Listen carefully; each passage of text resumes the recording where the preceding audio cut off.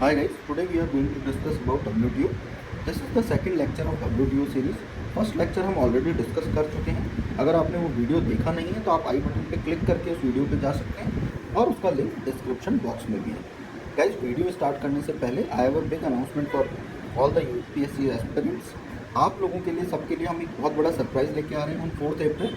जो भी हमारी ऐप डाउनलोड करेंगे, जो हमारे ऐप डाउनलोडर्स हैं, उनके लिए ये सरप्राइज़ है.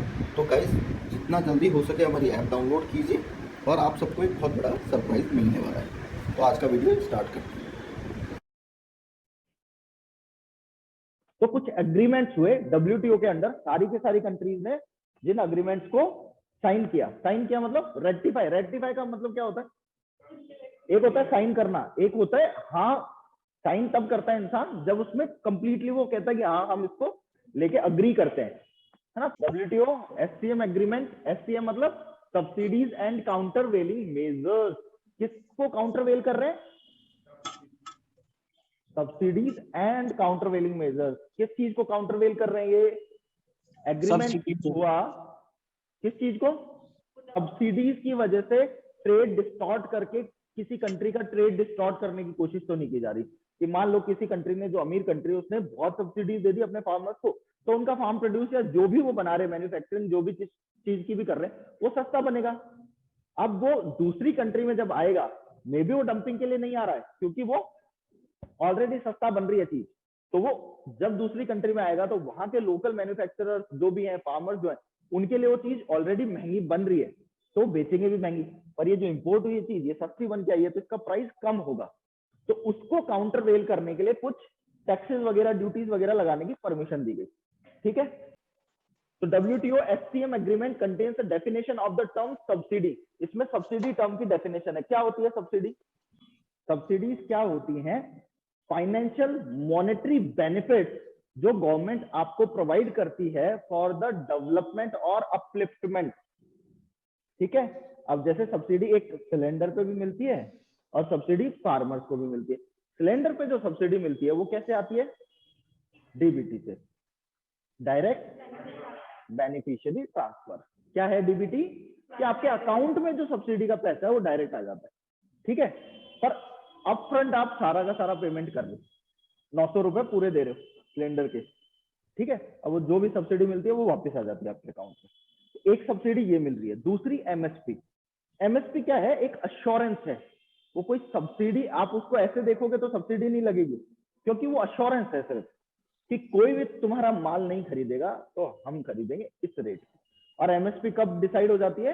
पहले ही हो जाती है. सोइंग से पहले, क्रॉप सीजन जब स्टार्ट होता है उससे पहले साल भर की आपको एमएसपी पता होती है कि इस क्रॉप पे आपको ये एमएसपी मिलेगी, है ना. अलग अलग क्रॉप. अब वो हर क्रॉप पे एमएसपी नहीं मिलती है.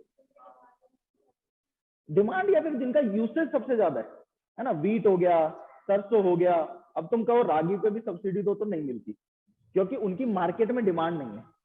डिमांड के अलावा बहुत सारे किसान उसको उगा नहीं रहे, और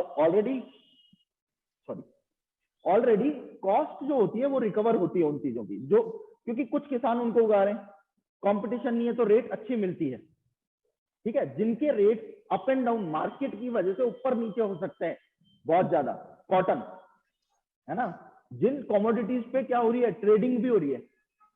कमोडिटी मार्केट में ये जो है, जैसे कॉटन है, गुआर हो गया, गुआर गम, मस्टर्ड सरसों पे तो होती है ना.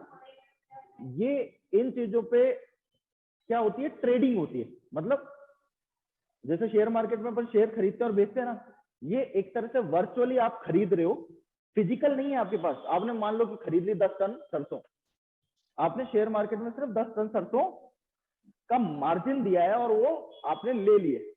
आपने फिजिकल उसकी डिलीवरी नहीं ली, अपने घर पे नहीं रखवाई 10 टन सरसों ना. फिर आप ये प्रेडिक्ट करते हो कि इसका भाव बढ़ेगा तो मैं बेच दूंगा अगर खरीदिए तो, और आप वर्चुअली बेच देते हो तो भाव घटेगा तो मैं वापस खरीद लूंगा. असली में आपने कुछ नहीं किया.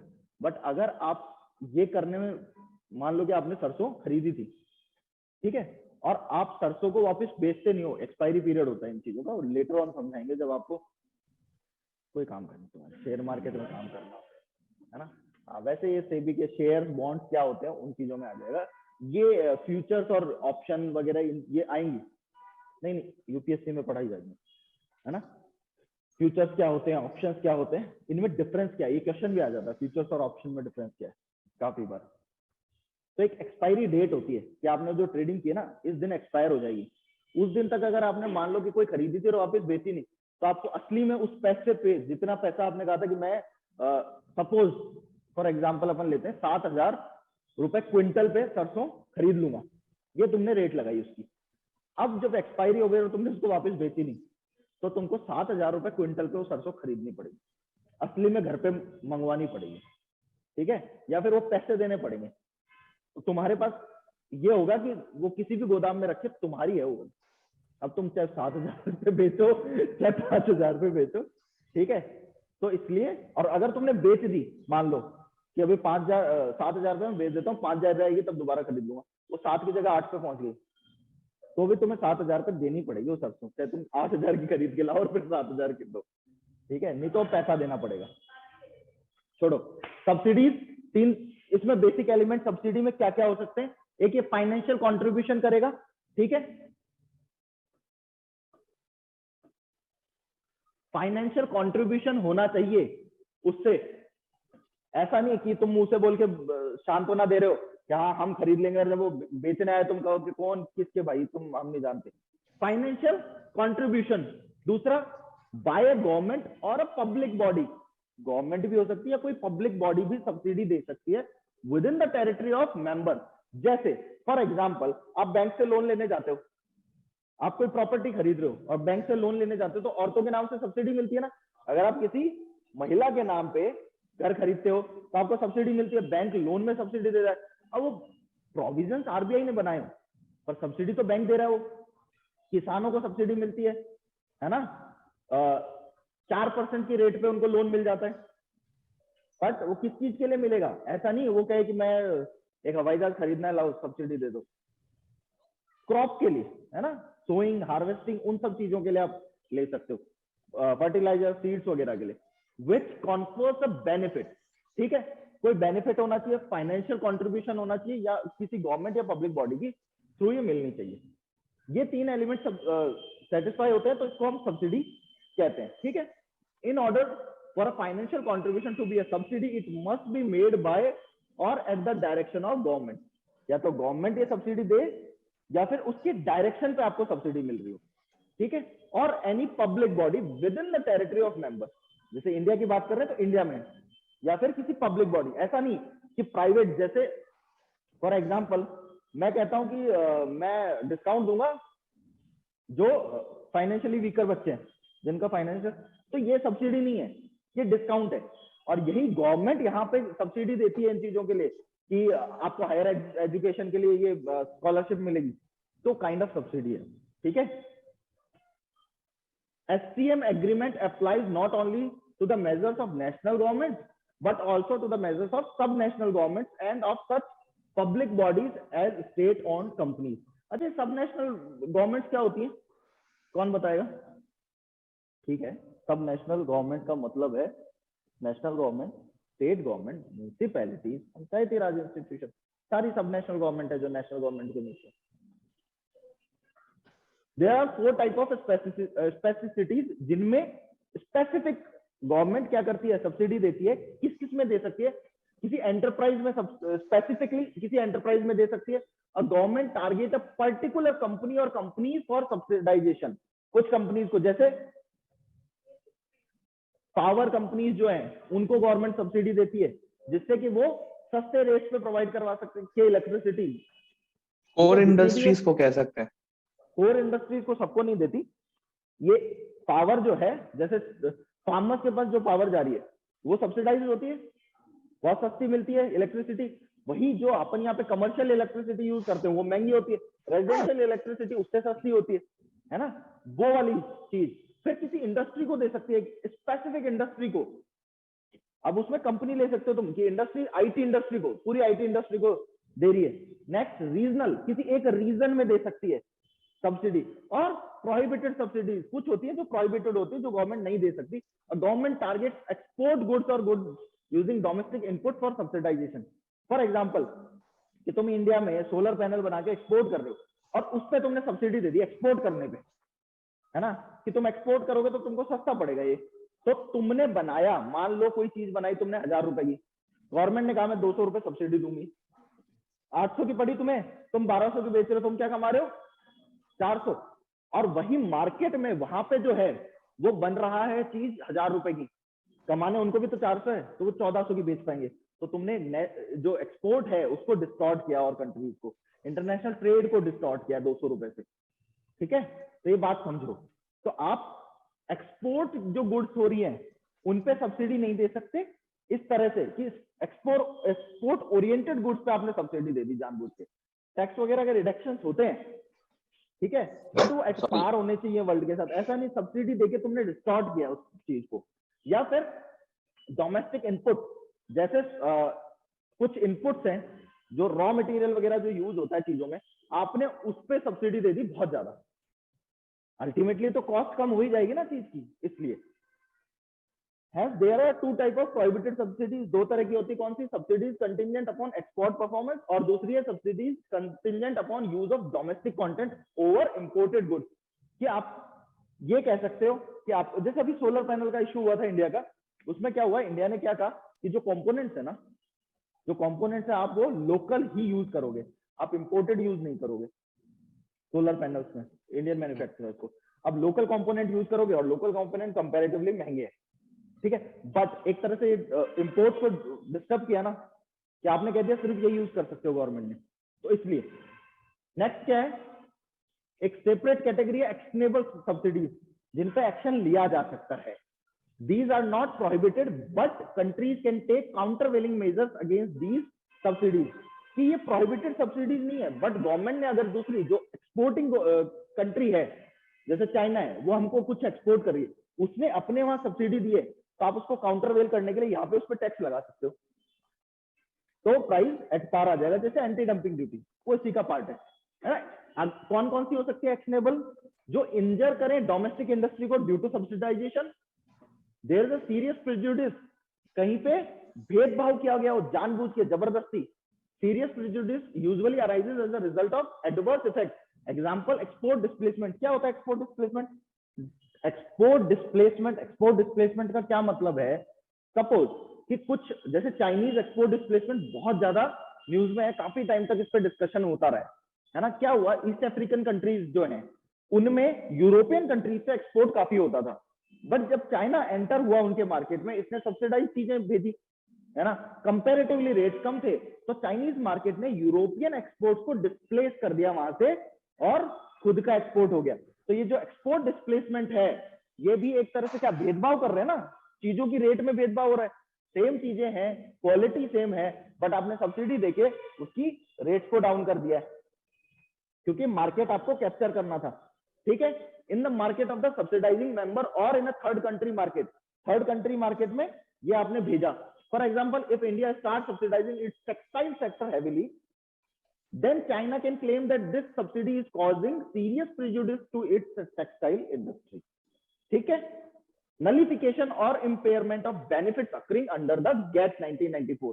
गेट के अंदर जो भी बेनिफिट्स मिल रहे थे, गेट किसके लिए? जो एग्रीमेंट था उसमें जो भी प्रोविजंस थे, उससे जो भी बेनिफिट मिले थे, उस टाइम 1/3 रेट टैरिफ जो थे वो रिड्यूस हो गए थे ना। आपने अगर when benefits accrued from reduction of tariff under GATT are nullified by increase in subsidy, आपने सब्सिडी बढ़ाई अपनी उसकी और उनको नलिफाई कर दिया कि आपने जो टैक्स कम किए थे दूसरी कंट्री के इंपोर्ट के लिए, अपने एक्सपोर्ट में उसमें सब्सिडी डाली और दूसरों में उसका एक्सपोर्ट खराब कर रहे। मतलब समझ गए ना इस चीज को। फिर नेक्स्ट क्या एग्रीमेंट हुआ? General agreement on trade in services, गेट। वो था गेट, GATT, जनरल एग्रीमेंट था वो, है ना। ये क्या है? General agreement on trade and tariff, ये सर्विसेज के लिए है। जैसे गेट था वैसा ही एक एग्रीमेंट है पर पर्टिकुलर सर्विसेज के लिए है।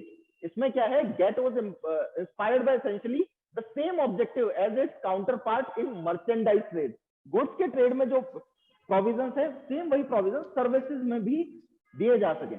तो गेट ने क्या है, क्रेडिबल एंड रिलायबल सिस्टम बनाया for international trade rules ensuring fair and equitable treatment of all participants, कि सबको फेयर एंड इक्विटेबल ट्रीटमेंट मिले जो सर्विस सेक्टर में है, ठीक है, जो सर्विस सेक्टर में उनके लिए स्पेसिफिक है। अब negotiation in service under GATS are classified in 4 mode, 4 mode हैं इसके, 4 तरह के मोड हैं जिनमें आप सर्विसेज प्रोवाइड करवाते हो, है ना, उनको लेके प्रिंसिपल्स बने। जैसे मान लो किसी को आप सर्विस दे रहे हो, ये इंटरनेशनल ट्रेड की बात कर रहे हैं, सिर्फ इंडिया की बात नहीं कर रहे। इंडिया का बंदा अगर यूएस में जा रहा है काम करने, सर्विस देने, कोई आईटी इंजीनियर है, यूएस की कंपनी में काम कर रहा है, वो इंडियन कंपनी ही, इन्फोसिस टीसीएस का ऑफिस है यूएस में भी है ना, यहाँ का बंदा वहां पे इन्होंने अपॉइंट किया, तो यहाँ से सर्विस देने जा रहा है ना, तो एक तरह से इंपोर्ट ऑफ सर्विस हो गया ना उनके लिए तब। तो यहाँ पे गेट्स में सर्विसेज 4 तरीके से सर्विसेज प्रोवाइड करवाई जा सकती हैं इंटरनेशनल सर्विसेज के ट्रेड में। मोड 1 क्या है, इसमें क्या है, it includes cross border supply of services, cross border supply हो रही है सर्विसेज की, ठीक है, विदाउट मूवमेंट, ये इंपॉर्टेंट है, इन पॉइंट्स को समझो, इतना ही डिफरेंस है तो इनमें, बाकी तो सर्विसेज तो सप्लाई हो ही रही है। Without movement of natural person, for example business processing outsourcing, BPOs होते हैं, ये क्या होते हैं बीपीओज में, आउटसोर्स कर देते हैं दूसरी कंट्री में। जैसे बहुत सारे बीपीओज हैं जो यूएस के क्रेडिट कार्ड वगैरह और इनके कॉल सेंटर्स की तरह काम करते हैं। कॉल सेंटर आप उनको बिजनेस प्रोसेसिंग यूनिट आउटसोर्सिंग कह देते हैं, वो कि हमने हमारा बिजनेस जो है ना वो आउटसोर्स किया है इस दूसरे बिजनेस को, और ये वो काम हमारे बिहाफ पे कर रहे हैं, ठीक है। तो ये जो काम हो रहा है, फिर केपीओज और LPOs, it is in India's interest to push the liberalisation given its large human resources pool and competitive IT industry, ये इंडिया के लिए फायदेमंद है, ठीक है। मोड 2 क्या है, समझ आ गया। मोड 1 इसमें फिजिकल इधर उधर नहीं हो रहा मूवमेंट, सिर्फ सर्विसेज की सप्लाई हो रही है, जो नेचुरल पर्सन है उनका मूवमेंट नहीं है इसमें। This mode covers supply of a service of one country to the service consumer of any other country, example telecommunication. मान लो इंडिया की कोई कंपनी है, उसकी सर्विसेज ले रहे हैं दूसरी कंट्री वाले लोग, है ना, यहां से, तो वो किसका पार्ट हो जाएगी, this mode covers supply of a service of one country to the service consumer of any other country, वो मोड 2 का पार्ट है। इसमें भी कोई फिजिकल मूवमेंट नहीं है, ठीक है। मोड 3 में क्या हो रहा है कि कॉमर्शियल प्रेजेंस है, ठीक है, अभी तक कोई कॉमर्शियल प्रेजेंस नहीं हो रही थी, अभी तक आप सप्लाई दे रहे थे सर्विसेज की, है ना, बिजनेस प्रोसेसिंग आउटसोर्सिंग वगैरह जो भी हो रहा है, यहीं पे कोई कंपनी बनी है, उसने उसकी सर्विसेज ले ली। अब जैसे यहाँ पे कोई कंपनी बनी, मान लो which cover services provided by service supplier of one country in the territory of other country, उस टाइम तक आप दूसरी कंट्री की टेरिटरी में एंटर नहीं हुए, अब आप दूसरी कंट्री की टेरिटरी में जा रहे हो, सर्विस भी कोई दूसरा ले रहा है, मान लो इंडिया आया कोई घूमने, वो इंडिया में आके फोन यूज कर रहा है, तो उसको टेलीकम्युनिकेशन का वो वाला पार्ट हो गया। अब यहां पर क्या हो रहा है कि this open door for relevant sector in one country to investment. मान लो यूएस की कोई कंपनी है टेस्ला, सबने नाम सुना है ना, कल शेयर गिर गया उसका, उसने बोला कि अब मैं गाड़ी नहीं बनाऊंगा इस साल कोई नई, तो इसलिए गिर गया, और गिरा भी कुछ $100 मिलियन का वर्थ कम हो गई उसकी। खतरनाक खतरनाक कंपनी से देख रहे हो। तो अब टेस्ला कहता है कि मैं इंडिया में आके कोई सॉफ्टवेयर कंपनी ओपन करूंगा, या फिर कोई टेस्ला की यहाँ पे गाड़ी कार बेचूंगा। अब जो कार मैन्युफैक्चर करके वो बेच रहा है वो तो गुड्स का पार्ट हो गई, बट कार को सर्विस जो देगा उसके लिए सर्विस स्टेशन भी खोलेगा, वो सर्विसेज का पार्ट हो जाएगी। ऐसे ही आईटी इंडस्ट्री, इन्फोसिस इंडिया में, वो यूएस में भी है, उसने वहां भी ऑफिस अपना खोला और वहां पे भी सर्विसेज दे रहा है वो, ठीक है। ऐसे वहां जाके आपने प्रेजेंस बनाई है, अकॉर्डिंगली इट इज। अब ये क्यों है कि इंडिया का मार्केट बहुत बड़ा है, जब दूसरी कंपनीज यहाँ के स्टैब्लिश होंगी तो वो इन्वेस्टमेंट करेंगे। जब आप नॉर्मल सर्विस प्रोवाइड करवा देते हो ना, तो आप वहां इन्वेस्टमेंट नहीं करते। अब कोई कंपनी यहाँ आई है तो वो पूरा एरिया डेवलप करेगी अपने आसपास का, वहां लोगों को एम्प्लॉयमेंट देगी, है ना, एम्प्लॉयमेंट जनरेशन होगा, डेवलपमेंट होगा, इन्वेस्टमेंट होगा लार्ज स्केल पे। तो एफडीआई इसी से आता है। एफडीआई और एफआईआई में क्या डिफरेंस है? एफडीआई जो है उसमें यहाँ कंपनी सेटअप होगी, है ना। एफआईआई क्या है? स्टॉक मार्केट, बॉन्ड मार्केट, इसमें जो फॉरेन इंस्टीट्यूशनल इन्वेस्टमेंट करते हैं इन्वेस्टर्स, वो पैसा, इसको जो क्या बोला जाता है, इसको एफआईआई को हॉट मनी, सुना है? तो accordingly it is in west मतलब वेस्टर्न कंट्रीज के इंटरेस्ट में है to push for liberalization here. There has been sustained pressure to open up higher education sector, insurance sector, medical sector, etc. through this mode. कि companies यहाँ आए और investment कर सके डेवलपिंग कंट्रीज में. मोड 4 में क्या है? Presence of natural person.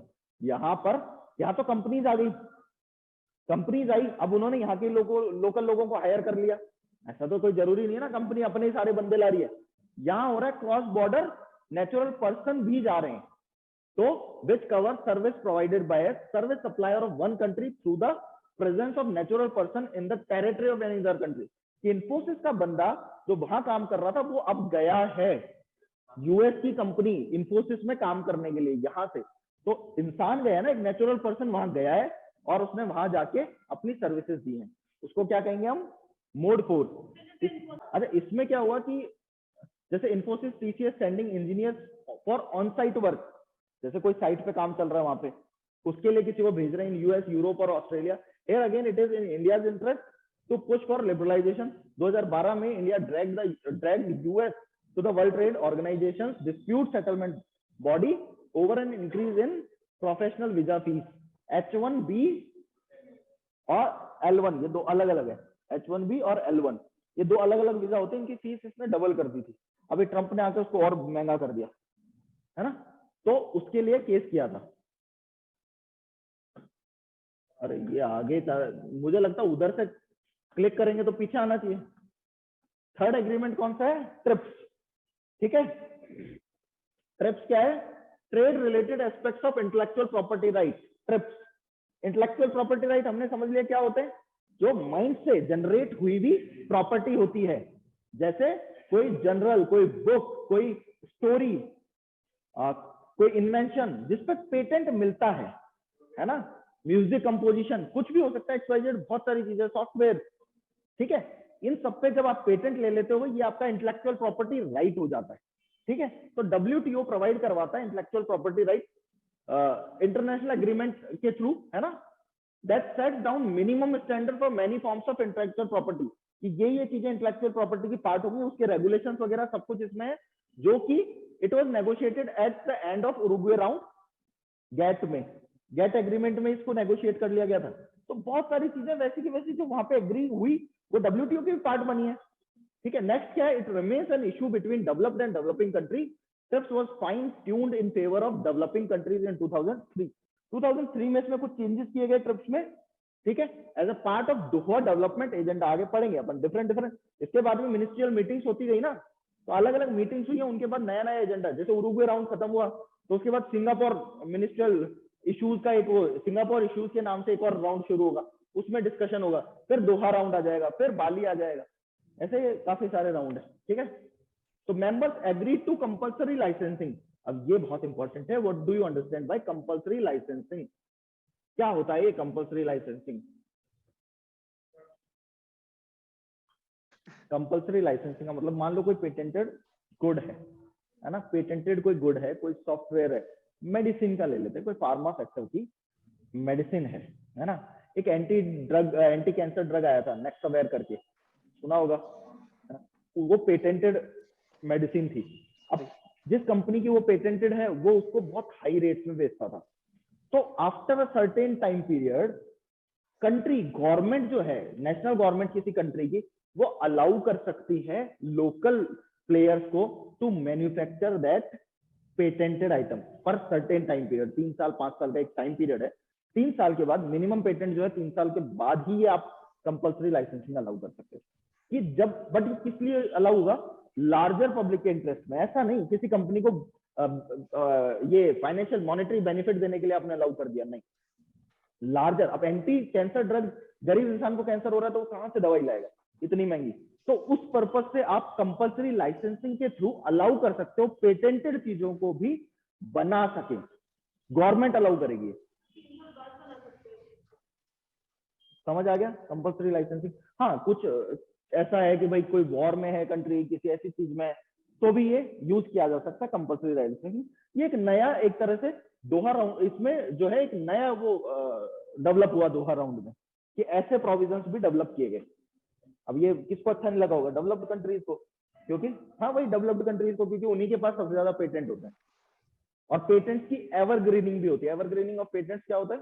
पर पेटेंट तो 15 साल के लिए मिलता है, 3 साल 5 साल, अलग अलग हर चीज के पेटेंट का टाइम है। रिन्यू पेटेंट नहीं करते। अगर ऐसी चीजें जो है ना लार्जर इंटरेस्ट में, अब मान लो ये ट्यूबलाइट बनाने का पेटेंट है ना, किसके नाम पे? किसने सूर्या। बनाया बल्ब? Thomas Alva Edison. तो उसके नाम पे बल्ब का पेटेंट है, तो क्या दुनिया बल्ब नहीं बना पाएगी? फिर कुछ टाइम के बाद हर कोई, कुछ टाइम के लिए आपको मॉनेटरी बेनिफिट मिलेगा। अगर लार्जर पब्लिक इंटरेस्ट में कुछ इन्वेंशन हुआ है तो ऐसा नहीं कि उसको एक ही उनको रॉयल्टी मिलेगी, पर जब जिस कंपनी ने उनसे पेटेंट खरीदा है सबसे पहले, वो उनको कुछ पैसा देगी, वो उनसे वो खरीदेगी जैसे भी।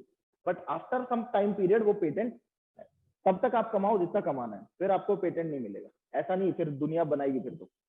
हाँ, तो एवरग्रीनिंग का मतलब क्या होता है कि जैसे मान लो आपने पेटेंट करवाया किसी चीज का, कोई दवाई का पेटेंट करवाया, दवाई किससे बनेगी? मेडिसिन जो अलग अलग मिनरल्स केमिकल्स को मिला के बनाया जाता है ना, डिफरेंट डिफरेंट उसके कुछ ना कुछ वो होंगे, सब्सटेंसेस होंगे डिफरेंट। जैसे किसी में कुछ डाला है, किसी में कैल्शियम के लिए आपने कुछ डाला है, किसी में कार्बोहाइड्रेट्स का कुछ कोई सब्सटेंस डाला है ना, डिफरेंट डिफरेंट चीजें डलेंगी और वो मेडिसिन बनेगी।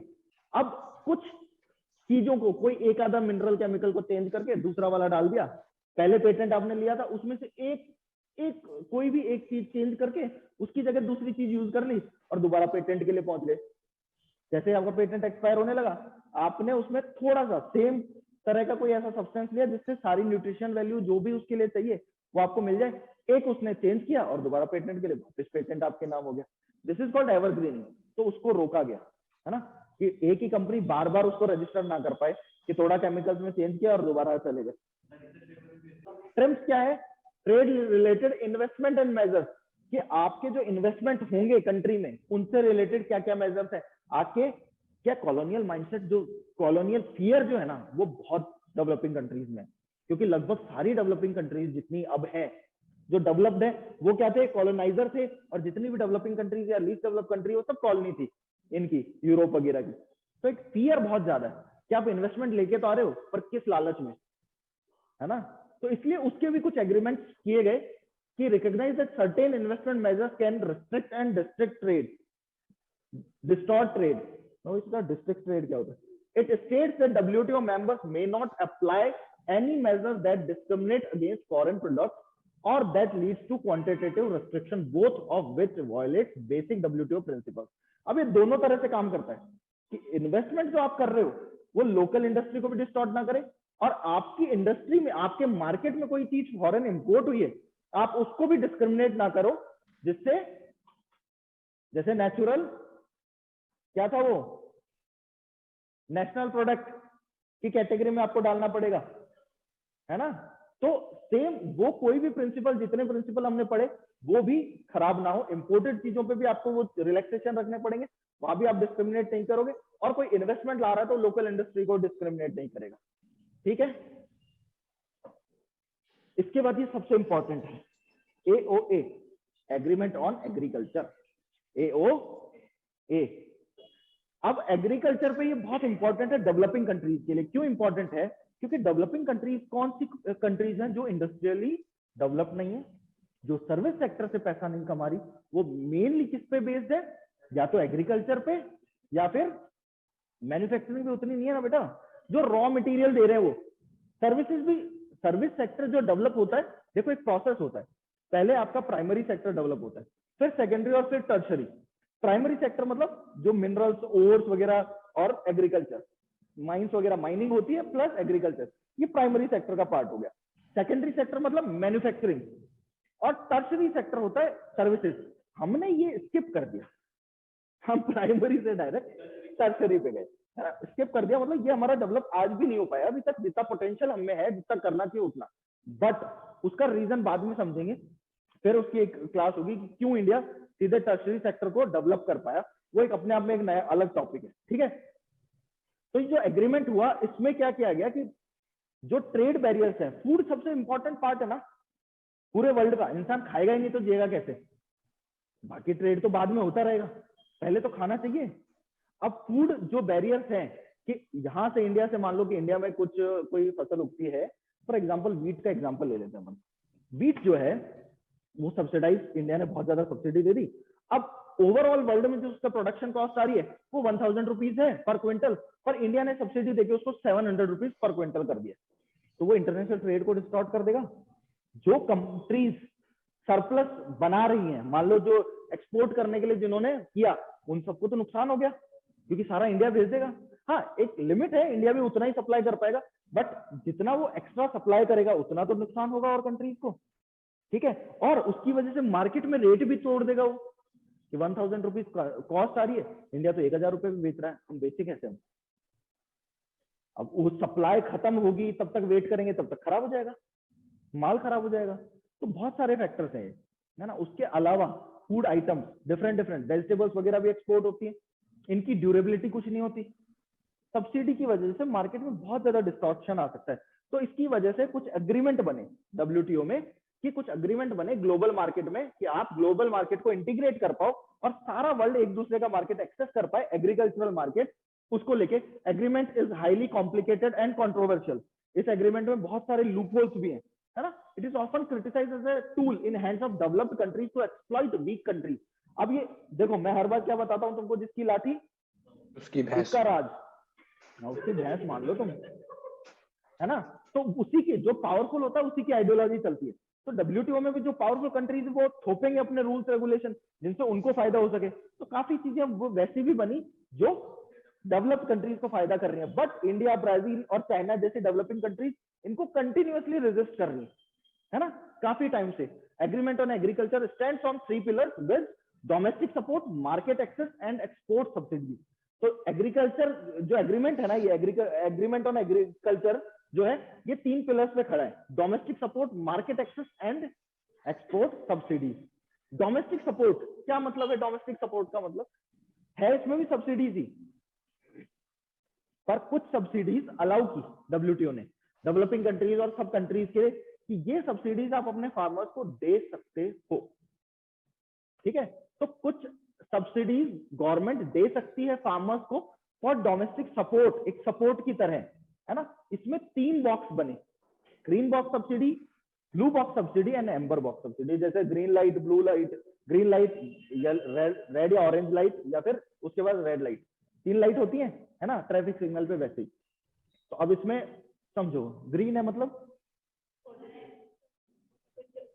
चलो कोई रुकावट नहीं है, आप इन प्रोडक्ट्स पे जो ग्रीन बॉक्स के अंदर जो भी सब्सिडीज आएंगी वो सब मार्केट डिस्टॉर्ट नहीं करती, इंटरनेशनल ट्रेड को डिस्टॉर्ट नहीं करती। तो ये ऐसी चीजों पे सब्सिडी दी जाती है जिनसे इंटरनेशनल ट्रेड डिस्टॉर्ट ना हो, उस पर नुकसान ना हो। सब्सिडीज विच आर नो और least market distorting in including measures decoupled from output such as income support payments, decoupled income support, safety net programs, payment under environmental program and agricultural research and development subsidy. For example, अब समझो इससे क्या समझ आ रहा है। हमारी प्रधानमंत्री किसान सम्मान निधि, एक 12,000 का पेमेंट जाता है साल में किसानों के पास, है ना, अकाउंट में आता है क्या हिंदी में? आता है, ठीक है, कहीं वैसे ही कहते हैं, मेरे को विश्वास थोड़ा कम हो गया।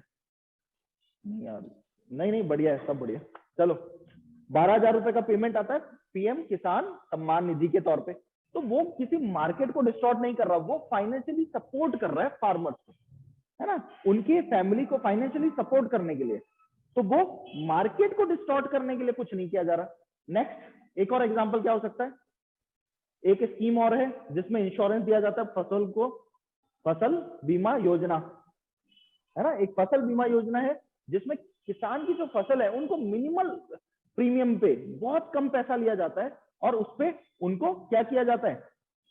इंश्योर किया जाता है कि मे बी रेनफॉल, मॉनसून या फिर किसी भी रीजन, फ्लड वगैरह के रीजन से फसल खराब हो जाएगी तो भी आपको ये इंश्योर्ड है तो इतना पैसा मिलेगा। जैसे हेल्थ इंश्योरेंस होता है या फिर लाइफ इंश्योरेंस होता है, कि जैसे श्रीदेवी का था लाइफ इंश्योरेंस कि अगर दुबई में वो मरेगी तो इतना पैसा मिलेगा, और वो दुबई में ही मरी, ठीक है। अब क्या पता वो मरी कि मारा गया, वो तो चलो एक मजाक वाली बात होगी, बट लाइफ इंश्योरेंस होता है, अगर आपका एक्सीडेंट हो गया तो आपकी फैमिली को एक सिक्योर्ड सम है वो मिलेगा। आपने 1 करोड़ का करवा रखा है, 10 लाख, 50 लाख, 100 लाख, जो भी है ना, वो आपको आपकी फैमिली को मिल जाएगा आपके बाद।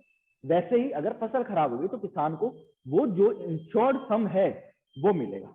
ठीक है, तो इंश्योरेंस जो हुआ ये किसी मार्केट को तो डिस्टॉर्ट नहीं कर रहा, ये तो बेचारे किसान को एक सपोर्ट कर रहा है कि अगर नहीं हुई आपकी बाई चांस फसल खराब हो गई किसी भी रीजन से, तो आपको ये सिक्योर्ड सम है जो मिलेगा। उसके अलावा गवर्नमेंट फसल खराब होने के बाद किसान के अकाउंट में एक पैसा डालती है कि ये टारगेट था कि इतना फसल होनी चाहिए बट उतनी हुई नहीं, या फिर मॉनसून सही नहीं आया तो एक अमाउंट आता ना, 10,000 रुपए आए हैं, अगर फसल सही नहीं हुई तो 15,000 रुपए आए हैं साल के, मुआवजा कंपनसेशन मिलता है। तो ग्रीन बॉक्स में आपको समझ आ गया कौन कौन सी चीजें आ रही है। नेक्स्ट कौन सा है, ब्लू बॉक्स। जब चलाना होता तब चलता नहीं, वैसे चलता नहीं। Blue box, blue box subsidy में कौन कौन सी सब्सिडी आएंगी। अच्छा, ये इतना डिटेल में WTO में इसलिए पढ़ा रहा हूँ कि तुम्हारा मेंस का भी कवर हो और प्री का भी हो, और कहीं और से तुमको ना पढ़ना पड़े। इसके अलावा WTO में कुछ और पढ़ने की जरूरत नहीं है, हालांकि इतना भी याद हो जाए बहुत बड़ी बात है। ब्लू बॉक्स में क्या होता है, प्रोडक्शन लिमिटिंग सब्सिडीज होती है। अंडर दिस अलाउ होती है कि आप प्रोडक्शन पे सब्सिडी दे सकते हो, है ना। दे कवर पेमेंट बेस्ड ऑन एक्रिएज। एक्रिएज मतलब एकड़ में कितनी लैंड है उसके बेस पे पेमेंट, यील्ड कितनी यील्ड हुई है उसके बेस पे, और number of live stock in a base year. या फिर लाइव स्टॉक क्या होता है, पशुधन, हिंदी प्रॉपर है ना। पशुधन मतलब कितने कैटल्स हैं, एनिमल्स नहीं। अब किसी ने कुत्ता पाल रखा है उसको नहीं लाइव स्टॉक का पार्ट माना जाए, है ना। भेड़, बकरी, गाय, भैंस, मुर्गी, हाँ ये सब। मछली पालन कर रहे हो तो ये ऊंट आएगा, लाइव स्टॉक का पार्ट नहीं होगा। हाँ हाँ, ऊंट मतलब खेत वेत बांधने वाले के हिसाब से आपने ऊंट ले रखा है, अब तो ऊंट गाड़ी चला रहे हो तो वो नहीं। हाँ हाँ, किस तरह से यूज कर रहे हो ना। अब जैसे मान लो कोई ऊंट गाड़ी चलाता है, उसके पास खेत वेत कुछ नहीं है, वही चला रहा है, तो वो नहीं। जैसे तुम ऊंट पालन कर रहे हो, जैसलमेर वगैरह में ऊंट पालन होता है, ऊंट का दूध पीते हैं, तो target price are allowed to be fixed by government, and if market prices are lower than farmers will be compensated with the difference between target price and market price in cash. MSP जो है kind of इसी तरह से काम करता है। Market में क्या प्राइस रहने वाली है वो तो मार्केट ड्रिवन प्राइस होंगे ना, कम ज्यादा कुछ भी हो सकती है। MSP जो है वो फिक्स कर देती गवर्नमेंट कि इतना प्राइस तो ये फिक्स है। क्यों, सपोर्ट प्राइस है ना वो, कि ये टारगेट प्राइस है, इतना होगा।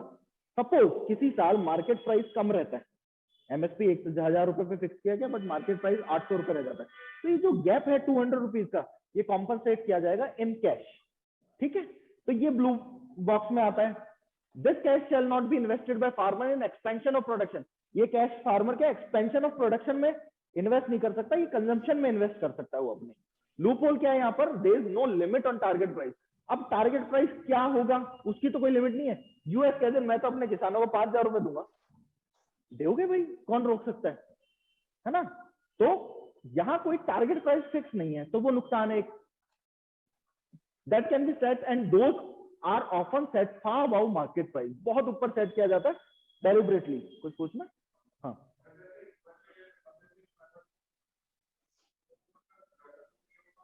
मानता है, क्यों नहीं मानता। अरे वो यूज नहीं करता इस सब्सिडी को, इस सब्सिडी को यूज नहीं करता। वो तो तुम्हारी मर्जी है ना, तुम कैसे सब्सिडी यूज करना चाहते हो।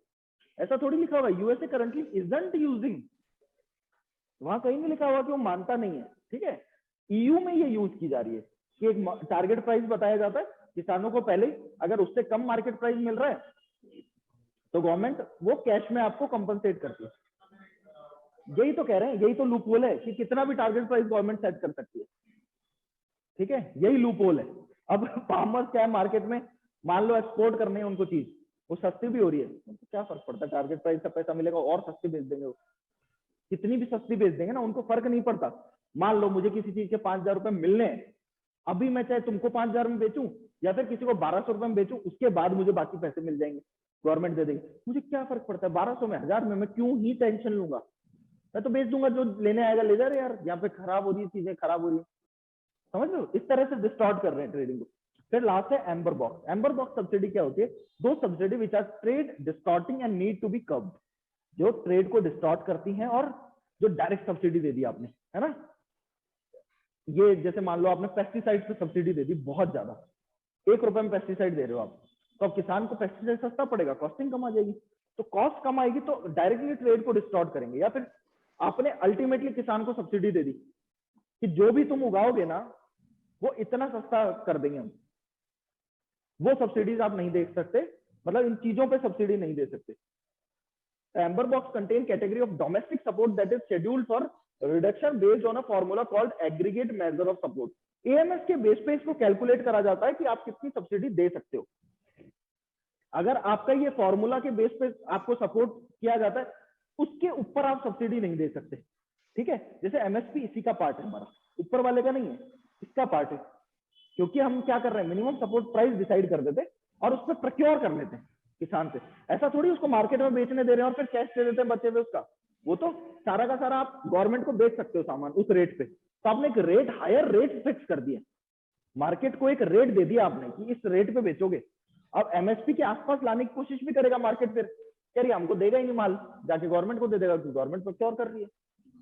हमको क्यों देगा, पिछले वाले में वो किसी को भी दे देगा, समझो पिछले वाले में डिफरेंस क्या, वो किसी को भी दे देगा क्योंकि गवर्नमेंट उसको पैसा दे देगी उसका। पर जब तक गवर्नमेंट को नहीं दे रहा एम्बर बॉक्स में, एमएसपी में, जब तक गवर्नमेंट को नहीं दे रहा तब तक गवर्नमेंट वो पैसा नहीं दे रही उसे। अब वो कहे कि मैं बेचा हूं किसी को भी और गवर्नमेंट मुझे पैसा पिछले वाले में वो हो रहा है, ठीक है। तो एमएसपी हमारा इसका पार्ट है। अब इसके थ्रू क्या किया गया कि AMS is the amount of money spend by government on agricultural production.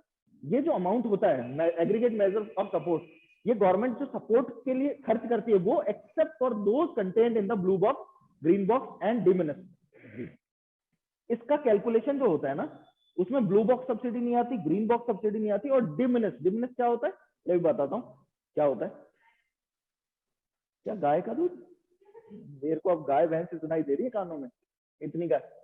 तो एम्बर बॉक्स सब्सिडी जो है वो आप नहीं दे सकते, इन शॉर्ट ये रिस्ट्रिक्टेड होती है, ठीक है।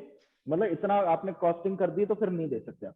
अब ये डिमिनिश क्या है, ये एक नई कैटेगरी रखी गई एम्बर बॉक्स सब्सिडीज को देने के लिए कि जो एम्बर बॉक्स में जो सब्सिडीज आ रही हैं आप दे सको। तो क्या किया गया, डब्ल्यूटीओ ने कहा कि डेवलप्ड कंट्रीज 5% तक सब्सिडी दे सकती है और डेवलपिंग कंट्रीज 10% तक दे सकती है एएमएस की। जो भी कॉस्टिंग है ना टोटल उसकी 5% और 10%। डब्ल्यूटीओ ने कहा 5% total value of agricultural output, जो भी टोटल आउटपुट हुआ एग्रीकल्चर, मान लो कि तुमने 1000 टन एग्रीकल्चरल आउटपुट दिया, बहुत छोटा नंबर बता रहा हूं मैं, है ना। तो उसका 5% डेवलप्ड कंट्री दे सकती है और 10% डेवलपिंग कंट्री। अभी हम 10% के नीचे हैं एमएसपी के अकॉर्डिंग, ठीक है। बट कई बार क्या होता है कि जो वैल्यू होती है, प्राइस जो होती है वो बहुत नीचे आ जाती है चीजों की। तो अब जब नीचे आ जाती है और फिर सेम सपोर्ट तो सेम दे रहे हैं हम, उस सिचुएशन में क्या होता है, एमएसपी 10% के पार हो सकता है हमारा, क्योंकि एमएसपी तो हमने फिक्स कर दिया पहले ही, है ना। मार्केट में वैल्यू कम है चीजों की, तो आउटपुट वैल्यू जो है, आउटपुट वैल्यू की बात कर रहा हूं, आउटपुट की एग्रीकल्चरल आउटपुट जो है ना, total value of agricultural output, अब वो वैल्यू कम हो गई तो 10% जल्दी हो जाएगा ना। गवर्नमेंट तो फिक्स कैपिटल जो खर्च करने वाली, तो अभी हम 10% के नीचे। इस पे यूएस और ये जो डेवलप्ड कंट्री है इनकी लड़ाई है इंडिया की, मेनली इस पे कि हम तो हमारे किसानों को सपोर्ट करेंगे। हम इस सिचुएशन में नहीं अभी, जो मैं कह रहा था डेवलप्ड मानने में नुकसान, अगर डेवलप्ड हो जाओगे तो ये नुकसान होंगे। 5% आप अपने जो किसान हैं या फिर जो भी आप किसानों को सब्सिडी दे रहे हो आप सपोर्ट ही नहीं कर पाओगे डब्ल्यूटीओ के एग्रीमेंट के अंदर, इसलिए, ठीक है। ऑल्टरनेटिव क्या लाओगे आप, है ना। आप मार्केट में एश्योरेंस नहीं दोगे। पहले देखो कितने परसेंट लोग किसान हैं और अब किसान कितने ज्यादा कम हो गए हैं। हर किसान क्या सोच रहा है, मेरा बच्चा सरकारी नौकरी लग जाए, आर्मी में चले जाए, पुलिस में कांस्टेबल बन जाए, कुछ ही बन जाए। क्यों है ये सिचुएशन, 10-10 बीघा 15-15 बीघा जमीन जिन किसानों के पास है उनके बच्चों की शादी नहीं होती जब तक कि वो कांस्टेबल नहीं बन जाते, पियोन नहीं बन जाते, कहीं ड्राइवर नहीं बन जाते इसमें सीआईएसएफ वगैरह में। ये सिचुएशन है ना। 15 बीघा जमीन कम नहीं होती, उसमें बहुत खेती हो सकती है अगर ढंग से खेती की जाए तो, बट रिटर्न नहीं है कुछ। आप साल भर उसमें मेहनत करोगे, आपको रिटर्न क्या मिलता है, कुछ नहीं। आप पूरे साल में लाख, 2 लाख रुपए, 3 लाख, क्या उसका लॉजिक क्या है। चलो, तो डी मिनिमस का मतलब क्या है कि ये जो 5% और 10% का ये जो दिया गया कि आप इतना खर्च कर सकते हो, this is called D minimus. This is because MSP are always revised upward, whereas market prices have fluctuating trends. MSP तो हर बार ऊपर आती जा रही है ना, सेम तो नहीं है। एमएसपी तो टाइम के साथ बढ़ती जा रही है, अब बट मार्केट की प्राइस ऊपर नीचे हो सकती है। ठीक है, इन recent times when crash in the international market prices of many crops is seen, government doesn't have much option to reduce MSP drastically. Government जब मार्केट की प्राइस कम हो गई तब ड्रास्टिकली अगर रिड्यूस कर देगी तो फिर गवर्नमेंट को क्वेश्चन करने लग जाते हैं, हो भी नहीं पाता। ठीक है, by this analogy India's amber box subsidy are likely to cross 10% level allowed by de minimis provision. ठीक है, इसके बाद सेकंड 3 पॉइंट थे अपने, किसके पार्ट है ये तीनों? रेड ब्लू नहीं ग्रीन डोमेस्टिक मार्केट सपोर्ट, उसमें हमने ये 4 बॉक्स पढ़ लिए, 3 बॉक्स पढ़ लिए। उसके बाद आता है मार्केट एक्सेस और lastly export subsidies. Market access मतलब the market access requires that tariff fixed like custom duty by individual countries be cut progressively to allow free trade। क्या कह रहे हैं कि जो टैरिफ्स हैं इनको आने वाले टाइम में धीरे धीरे धीरे कम करना है हमको, और प्रोग्रेसिवली मतलब आने वाले टाइम में धीरे धीरे कम करना है, जिससे कि सारे वर्ल्ड में काइंड ऑफ फ्री ट्रेड होने लग जाए, धीरे धीरे हम उस लेवल पे जा पाए। ठीक है, विद टाइम। तो remove non tariff barriers and convert them into tariff duties. Non tariff barrier समझते हो क्या होते हैं? जहां पे कस्टम ड्यूटीज वगैरह नहीं आ रही, टैरिफ से लेना देना नहीं है, बट किससे लेना देना है? और क्या बैरियर हो सकते हैं कि आपने रिस्ट्रिक्ट कर दिया किसी कंट्री को, टैरिफ का कोई मतलब नहीं, आप ट्रेड नहीं कर सकते। फिर हेल्थ से रिलेटेड कोई चीजें है, फूड प्रोडक्ट्स के आपने अपने जो मेजर्स बना रखे हैं उनको क्या करने के लिए कि ये चीज, जैसे कई बार होता है ना, इंडिया का आलू गया और उसमें आलू में ये उगा हुआ है तो हम एक्सेप्ट नहीं करेंगे। ठीक है, हाँ वही वही वही सारी चीजें, तो उसमें और पॉइंट्स हैं, अभी देखते हैं उनको, है ना। India has agreed to this agreement and substantially reduced tariff. Only goods which are exempted by the agreement are kept under control. Maximum tariff वगैरह जो जिन पे कहा गया है कि आप रख सकते हो उन्हीं पे, बाकियों पे कम कर दिया गया। एक्सपोर्ट सब्सिडी, अच्छा फूड आइटम में जो है काफी चीजें होती है जिनको नॉन टैरिफ बैरियर्स में आएंगे, अभी पढ़ते हैं नॉन टैरिफ बैरियर्स में और क्या आता है। These can be in form of subsidy on import inputs of agriculture, seeds and all these things, making export cheaper, and can be other incentive for export such as import duty remission, etc. These can result in dumping of high subsidized and cheap products in other countries. This can damage domestic agricultural sector of the other company। ठीक है, तो ये उसी का part है, आप export subsidies ऐसे नहीं दे सकते। फिर आते हैं स्पेशल सेफगार्ड मैकेनिज्म। ये स्पेशली जो लीस्ट डेवलप और डेवलपिंग कंट्रीज उन्हीं के लिए आया था स्पेशल सेफगार्ड मैकेनिज्म। ये क्या है? Special safeguard mechanism would allow developing countries to impose additional temporary safeguard. Temporary होगा ये, परमानेंट नहीं कर सकता आप। In the event of an abnormal surge in import of or the entry of unusually cheap imports. की temporary क्यों है? जैसे एंटी डंपिंग ड्यूटी भी टेम्परेरी है ना, परमानेंटली नहीं लगा सकते आप। ठीक है, सनसेट क्लॉज जो मैंने बताया था, सनसेट रिव्यू होगा। ठीक है, 5 साल के बाद सनसेट रिव्यू होता है, उससे पहले ही करना पड़ता है। 5 साल बाद तो गया तो कंटिन्यू रहेगी, हटेगी वो। ठीक है, तो टेम्परेरी टाइम के लिए आप लगा सकते हो। अगर आपके मार्केट में सर्ज हुआ है, अचानक से इंपोर्ट बढ़ गया है कि चीजों का, चीप प्रोडक्ट्स का दूसरी कंट्री से, debates have arisen around this question. Some negotiation parties claiming that SSM could be repeatedly and excessively invoked, distorting trade. In turn, the G33 bloc of developing countries, a major SSM proponent, ये G33 group बन गया, 33 countries का एक group बन गया जो developing countries है, जो कह रही थी कि एसएसएम होना चाहिए, हम यूज कर सके इसको। एसएसएम समझ आ गया, बाकी पढ़ लेना, कोई ऐसी चीजें नहीं है। फिर एक multi fibre agreement on textile and clothing भी हुआ था, ये 1974 में हुआ था अंडर गेट। ठीक है, तभी से चलता आ रहा है कि टेक्सटाइल्स पे आप जो है जबरदस्ती का कोई भी बहुत ज्यादा टैक्स नहीं लगाओगे। ठीक है, तो एमएफए लगने के बाद क्या हुआ, टेक्सटाइल्स पे एंटी डंपिंग ड्यूटी वगैरह लगा सकते हो आप। In 1974 a short term measure intended to allow developed countries to adjust to imports from developing world. कि अभी तक जो इंपोर्ट ले रहे थे ना, ये वो डेवलप्ड कंट्रीज आपस में भी कर रहे थे टेक्सटाइल्स का, कि डेवलपिंग कंट्रीज से इंपोर्ट कर सकें टेक्सटाइल्स वगैरह, उसके लिए बनाया गया था कि वो अपने नॉर्म्स वगैरह को एडजस्ट कर ले डेवलपिंग कंट्रीज से जो आ रही है चीजें उनके हिसाब से। Developing countries without a welfare state have an absolute advantage in textile production because it is labor intensive and they have low labor cost। इसी की वजह से क्योंकि जिन कंट्रीज में लेबर कॉस्ट कम होगी, वेलफेयर स्टेट्स में तो आपने एक मिनिमम फेयर वेज को सेट करना पड़ता है, उतना देना ही देना है। बट जो वेलफेयर स्टेट नहीं है, वहां तो मिनिमम वेज कुछ भी हो सकता है ना, ये प्रोविजंस नहीं आएंगे वेलफेयर स्टेट वाले, तो वहां पे बहुत सस्ती हो जाती है चीजें। इसीलिए बांग्लादेश स्पेशल एक टेक्सटाइल इंडस्ट्री में बहुत ज्यादा डेवलप हो गया, है ना, टाइम पीरियड पे। तो ये इसी से रिलेटेड एग्रीमेंट हुआ था। ये पूरा का पूरा टेक्सटाइल इंडस्ट्री का एग्रीमेंट है। The agreement on textile and clothing provided for the gradual dismantling of Kota's that existed under the MFA. जो कोटाज थे धीरे धीरे हटते जा रहे हैं वो। This process was completed on January 1st 2005। However, large tariff remains in place on many textile products. ठीक है, नेक्स्ट है, ये है non tariff barriers, sanitary and phyto sanitary measures. क्या होते हैं sanitary and phyto sanitary measures? ये non tariff barriers का एक बहुत बड़ा एग्जांपल है। नहीं नहीं, नॉन टैरिफ बैरियर्स है ये। बैरियर मतलब रुकावटें, नॉन टैरिफ बैरियर्स है ये। कि टैरिफ बैरियर्स तो टैक्स बढ़ा दिया, वो इंपोर्ट ड्यूटी बढ़ा दी है, ये सब टैरिफ बैरियर्स होते हैं। जहां पे टैरिफ बढ़ गया, टैरिफ बढ़ाकर रोका जा रहा है इंपोर्ट किसी चीज का, या टैरिफ नहीं बढ़ाया जा रहा, उसके अलावा बिना टैरिफ को बढ़ाए कैसे कैसे इंपोर्ट रोका जा सकता है।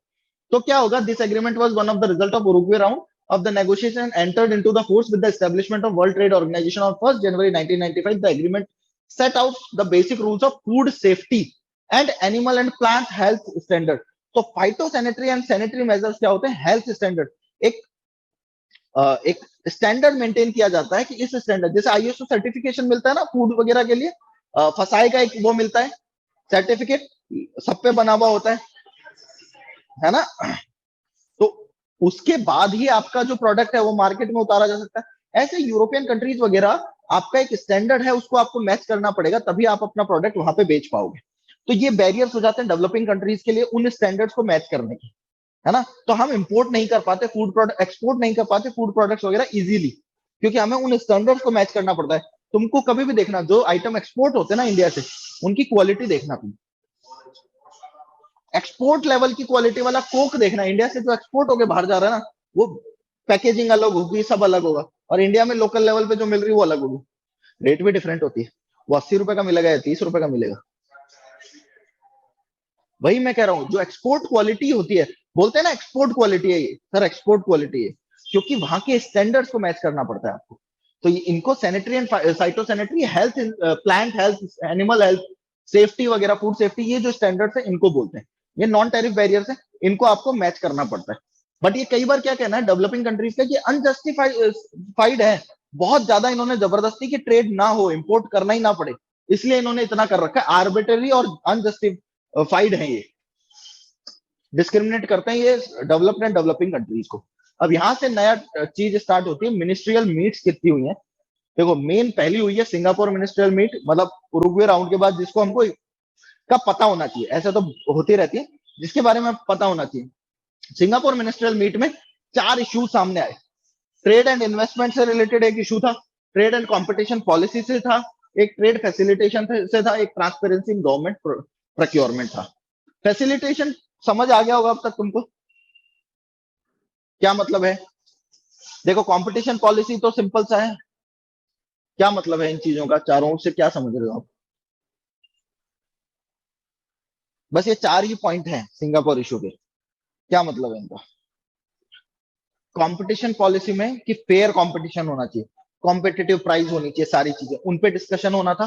फैसिलिटेशन मतलब ट्रेड को आप कैसे इजी कर सकते हो, स्मूथ मूवमेंट कर सकते हो, गुड्स एंड ट्रेड का, सर्विसेज का मूवमेंट स्मूथ हो सकता है। फैसिलिटीज जो आप कह रहे हो, इसको भी सारी चीजें इनकॉर्पोरेट करोगे। इन सब पॉइंट्स पे डिस्कस हुआ सिंगापुर मिनिस्ट्रियल मीट में, ये इश्यूज थे कुछ। उसके बाद इंपॉर्टेंट एक आता है दोहा मिनिस्ट्रियल मीट, इसको दोहा डेवलपमेंट एजेंडा भी कहा गया। डेवलपिंग कंट्रीज ने बोला हमारे डेवलपमेंट के लिए आप क्या कर रहे हो, है ना, हमारे डेवलपमेंट के लिए भी कोई प्लान होना चाहिए ना। तो उसके लिए 2001 में दोहा डेवलपमेंट एजेंडा बना। ये क्या था? All this while allegations were hurdle on developed countries for ignoring developmental challenges of developing countries, कि हमें बहुत सारे चैलेंजेस फेस करने पड़ रहे हैं और आप चाहते हो एट पार आके हमारा एग्रीमेंट को साइन कर ले, है ना। आपकी और हमारी सिचुएशन में डिफरेंस है, तो हम क्या एट पार आके सारी चीजों को कर सकते हैं? नहीं। है ना। तो इसलिए डेवलपिंग कंट्रीज ने इस पे जोर दिया, तो इसकी वजह से बना developmental agenda and new round of negotiation start हुए। दोहा डेवलपमेंट राउंड में 4th मिनिस्ट्रियल मीटिंग थी। It is said to that was agreed by developed countries in expectation that contents of Singapore issue will be agreed by, जो नहीं मान रहे थे उनसे, है ना। उसके बाद नेक्स्ट क्या है, मेन इशू क्या है डेवलपमेंट राउंड, ये तो पूरा कर ले। दोहा डेवलपमेंट राउंड में क्या क्या मेन इश्यूज थे जिन पे डिस्कशन हुआ। एक तो एग्रीकल्चर, एग्रीकल्चर में क्या है, first proposal in Qatar, Doha का है कतर में, ठीक है। 2001 में called for the end agreement of the commitment substantial improvement in market access, की सब्सटेंशियल इंप्रूवमेंट करो आप डेवलपिंग कंट्रीज में मार्केट एक्सेस कर पाए डेवलप्ड कंट्रीज का। रिडक्शन होना चाहिए of all form of export subsidies जो डेवलप्ड कंट्रीज दे रही थी। डेवलपिंग कंट्रीज तो दे नहीं सकती ना, इतने पैसे ही नहीं है सब्सिडीज दे। तो डेवलप्ड कंट्री जो एक्सपोर्ट सब्सिडीज दे रही थी including under green and blue box and substantial reduction in trade distorting support, जो यूएस वगैरह दे रहे थे वो कम होना चाहिए। United state is being asked by EU and the developing countries led by Brazil and India to make a more generous offer for reducing trade distorting domestic support for agriculture, जो US they रहा था अपनी agricultural sector को। import sensitive products are the most concerned to developed countries, ठीक है, like European Union, while developing countries are concerned with special products, कुछ products को special बताया गया इसमें एग्रीकल्चर प्रोडक्ट्स को, those exempt from both tariff cut and subsidy reduction, जिन पे tariff cut और सब्सिडी रिडक्शन करने के लिए नहीं कहा जाना था, कुछ उस कैटेगरी में डाले गए प्रोडक्ट्स को स्पेशल प्रोडक्ट्स बोला गया कि ये इन पे कोई सब्सिडी रिडक्शन नहीं करनी पड़े और टैरिफ कट नहीं करना पड़े। तो डेवलप्ड कंट्रीज से तो किसके लिए कंसर्न थी, इंपोर्ट सेंसिटिव जिन प्रोडक्ट्स को इंपोर्ट करना पड़ता है, और जो डेवलपिंग कंट्रीज वो इन स्पेशल प्रोडक्ट्स को लेके वो कंसर्न था उनका कि ये स्पेशल प्रोडक्ट्स रहने चाहिए, ये हट नहीं जाने चाहिए, इनकी बास्केट खत्म नहीं होनी चाहिए। Because of development food security और लाइवलीहुड कंसिडरेशन, क्योंकि डेवलपिंग कंट्रीज का मेन सबसे बड़ा इशू क्या है, हर इंसान को फूड तो मिले, एटलीस्ट खाना ही नहीं है, उतना सरप्लस अनाज ही नहीं होता, अब इंडिया में होने लग गया, बट हर कंट्री की सेम सिचुएशन नहीं है, ठीक है। ब्राजील हैज एम्फसाइज्ड, किस पे एम्फसाइज किया ब्राजील ने, reduction in trade distorting domestic subsidies specially bye US, ठीक है, और सक्सेसफुली चैलेंज किया डब्ल्यूटीओ में, यूएस ब्राजील कॉटन डिस्प्यूट हुआ था इसमें। While India has insisted on a large number of special product, बहुत सारे स्पेशल प्रोडक्ट्स में डालना चाहिए जिन पे सब्सिडी रिडक्शन और टैक्स कट नहीं होगा, ठीक है। एक्सेस टू पेटेंटेड मेडिसिन, अभी तक अपन ने क्या पढ़ लिया, एग्रीकल्चर, इसके बाद पेटेंटेड मेडिसिन जो थी, तो एक मेजर टॉपिक था दोहा मिनिस्ट्रियल राउंड में, trips, trade related aspects of intellectual property rights. क्या था, the issue involves the balance of interest between the pharmaceutical companies in developed countries that held patents on medicine, इनके पास सारे patents थे जो pharma sector की companies थी developed countries में, and the public health needs in developing countries, but ये patents क्या महंगे बेचती थी, ये पेटेंटेड मेडिसिन बहुत महंगी मिलती थी, बट बहुत सारी केसेस ऐसे आ रहे थे डेवलपिंग कंट्रीज में जहां पे इन मेडिसिन की जरूरत थी, बट ये तो हर कोई कर नहीं सकता ना ही ऐसा है कि पब्लिक हेल्थ सेक्टर प्रोवाइड करवा सकता है इतनी महंगी मेडिसिन। तो ये बहुत ज्यादा इशू चल रहा था, काफी टाइम तक टसल चल रहा था इसमें। तो अगस्त 2003 में डब्ल्यूटीओ मेंबर्स रीच एक एग्रीमेंट पे पहुंचे ट्रिप्स एंड मेडिसिन इशू में, कि ऑफर्ड एन इंटरिम वेवर, एक इंटरिम वेवर दिया गया, एक छूट दी गई under the TRIPS agreement, allowing a member country to export pharmaceutical products made under compulsory licensing, कि कंपल्सरी लाइसेंसिंग में कोई डेवलपिंग कंट्री, जैसे इंडिया का फार्मा सेक्टर बहुत ज्यादा डेवलप्ड है जेनरिक मेडिसिन में, है ना, पेटेंटेड पता नहीं, research and development, but generic medicine जो री इंजीनियरिंग वाला मैंने तुमको बताया कॉन्सेप्ट, उस हिसाब से इंडिया का फार्मा सेक्टर बहुत डेवलप है, ठीक है। तो इस वजह से इंडिया अलाउ किया गया कि कंपल्सरी लाइसेंसिंग में जो मेडिसिन बनी है वो डेवलपिंग और लीस्ट डेवलप कंट्रीज को आप एक्सपोर्ट कर सकते हो, अदरवाइज ये एक्सपोर्ट नहीं कर सकते थे, आप अपनी ही कंट्री में यूज कर पा रहे थे, जो बनी थी ना कंपल्सरी लाइसेंसिंग के अंडर, उनको भी सिर्फ आप अपनी ही टेरिटरी में यूज कर पा रहे थे, बट अब एक्सपोर्ट कर सकते हो to least develop and other certain members, ठीक है। नेक्स्ट है स्पेशल एंड डिफरेंशियल ट्रीटमेंट। अब ये एक नया प्रोविजन बनाया गया जिसमें डेवलपिंग और लीस्ट डेवलप कंट्रीज को स्पेशल एंड डिफरेंशियल ट्रीटमेंट दिया गया। क्या, कि जो कंट्रीज जिनमें अभी डेवलप नहीं हुई है, जो अंडर डेवलप्ड है, उनको एक स्पेशल ट्रीटमेंट दिया गया, उनको कुछ छूट दी गई, कुछ वेवर्स दिए गए, कि आप ये सब्सिडीज दे सकते हो या फिर आप ये टैरिफ लगा सकते हो, इस तरह के। ठीक है, बस ये एक तरह से स्टेटस था। ठीक है, किसको मिला? Member agreed that developing and least developed countries will continue to be eligible for a favourable treatment. Developed countries now claim that big developing countries like India, China, Brazil, and South Africa are unreasonable in their demand, and only least developed countries are rightful claimants of differential treatment। कि differential, special and differential treatment सिर्फ least developed को मिलना चाहिए, ये जो बड़ी developing countries इनको नहीं मिलना चाहिए। developed countries का कहना था, बट जो इनकन्विंसिबल थी, जो कन्विंस थी इस बात से, जो कन्विंस नहीं हुई डेवलपिंग कंट्रीज, उनका क्या कहना था कि India are to be treated at par with western developed world is inconvincible. ये कोई सही बात नहीं है, हम उतने डेवलप्ड नहीं हुए कि आप डेवलप्ड कंट्रीज के हिसाब से हमें उस लेवल पे ट्रीट कर सको। एट द दिसंबर 2005 में हांगकांग में क्या हुआ, 5 स्पेशल एंड डिफरेंशियल प्रोविजंस को इंक्लूड कर लिया गया। ये इतना इंपॉर्टेंट नहीं है, पॉइंट पता होना चाहिए आपको, है ना। इंपॉर्टेंट सारे पॉइंट्स, पूरा WTO इंपॉर्टेंट, अपन पूरा डिस्कस कर रहे हैं, है ना। इसके बाद लास्ट है इंप्लीमेंटेशन इशू, कि अब यहाँ डेवलपिंग कंट्रीज का क्या कहना था कि कोई एग्रीमेंट पे पहुंच तो जाते हैं हम, बट आप वो इंप्लीमेंट ही नहीं करते प्रॉपर्ली, वो इंप्लीमेंट नहीं हो पाता। तो अब इंप्लीमेंटेशन इशू नहीं होना चाहिए। तो दोहा राउंड यहाँ कंक्लूड हो गया इन सब चीजों के साथ। नेक्स्ट जो स्टार्ट होता है वो होता है कैनकन मिनिस्ट्रियल मीट। इसमें कुछ नहीं, सिंगापुर इशू को अबेंडन किया इन्होंने, और कोई ऑनली कुछ नया पॉजिटिव आउटपुट था नहीं इसमें। ठीक है, फिर एक ही पॉजिटिव आउटपुट था G20 का बनना, फॉर्मेशन ऑफ G20 कंट्रीज। एक नया ब्लॉक बन गया डेवलपिंग कंट्रीज का G20 नाम से।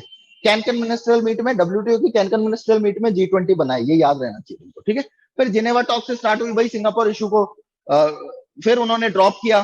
फिर लास्ट में पोस्ट डैम में इन जून 2007 negotiation with in the Doha round ये ब्रोक हुई, और मेजर इंपैस क्रिएट हो गए USA, इंडिया, ब्राजील और EU के बीच में।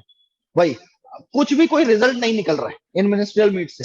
नेक्स्ट बाली मिनिस्ट्रियल मीट स्टार्ट होती है, और इसमें एक बाली पैकेज देते हैं डेवलप्ड कंट्रीज, और WTO एक तरह से एक बाली पैकेज देता है। बाली मिनिस्ट्रियल मीट और बाली पैकेज में क्या हुआ, trade facilitation and peace clause था ये, कि लड़ाई झगड़ा खत्म करते हैं और ट्रेड फैसिलिटेट करते हैं, ट्रेड स्मूथली चल सके इंटरनेशनल ट्रेड, उसके लिए Bali trade facilitation was agreed by all nations and for adjustment and adaptation to limit under agreement on agriculture.